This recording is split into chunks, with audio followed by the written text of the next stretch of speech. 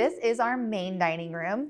There is a lot of activity that happens in this room when it comes to hauntings or spirits and such.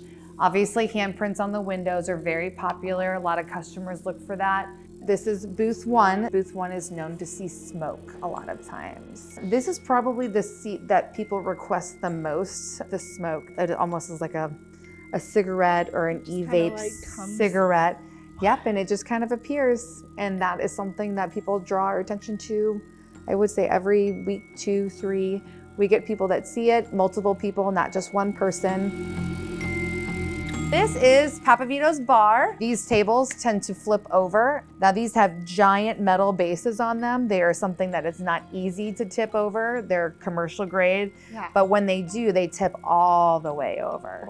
Yes. No, I can't. Yes. I can't. Yes. We also have glasses that hang up on very, very sturdy glass hooks. You'll have a full bar down here. There'll be a band down here on like a Friday or Saturday night, and you'll see 1 or 2 of these glasses shoot off, but they don't just like fall off.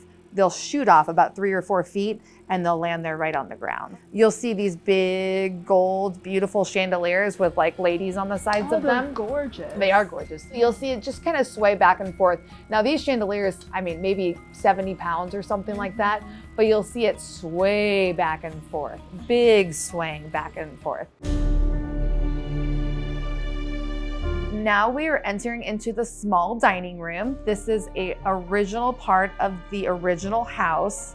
So we're going back to the history aspects of the building. But this is where we saw the little child's handprints. They'll come in and you'll see the glare from the sun and you'll see like 3 or 4 or 5 little child handprints on there, and that mirror is well 14 feet above the ground. So there's no way that they're getting there except for our little ghost kids, most likely just tormenting us on a regular basis.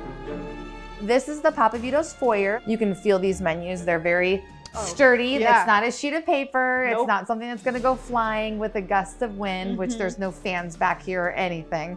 But what's happened to my brother on more than one occasion is he'll walk from the kitchen right around here and then the menus will just go flying. So it's just like somebody were just to pick it up and just throw it and toss it in the air, one after one after one after one.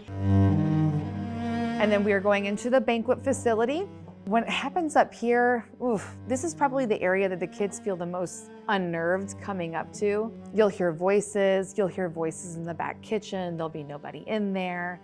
And I'm getting a chill right now. Well, so this was the classroom. So this would have been the classroom where the kids would have been stationed. And then I'm gonna walk you in the back hallway where Evelyn, or Effie, people call her, hung a noose and then jumped off the stairwell. I've already been up here. Who moved those chairs? Were they not here? Dead serious. Yeah. Really? Oh, are you serious? Well, I was gonna say, these chairs usually are not here, which would be odd that they would have put them there. Hello, Effie. So weird. This is the back stairwell. So this original railing right here, this is one of the ones this is the railing that she would have jumped off. She would have hung a noose and jumped right off.